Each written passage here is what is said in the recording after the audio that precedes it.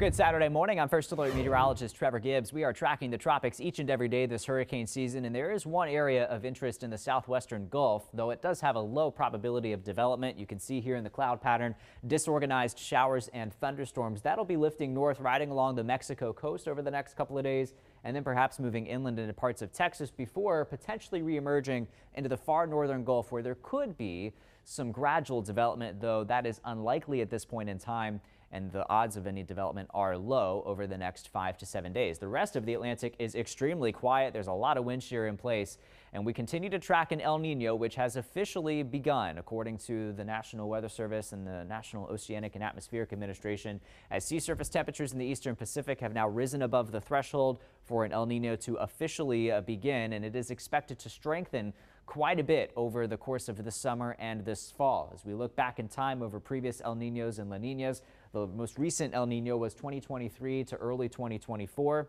And then before that, the most recent stronger one was in 2015 to 2016. And we are forecasting a strong El Niño to develop later this year. Very likely to continue all the way through the winter season of this year into next year. And the strength of that, you can see here the dark reds, very likely between November, December, January to be a very strong El Niño. One thing to point out, though, with the strength of the El Niño here, I'll make this text a little bit bigger. Stronger events don't always mean bigger weather and climate impacts.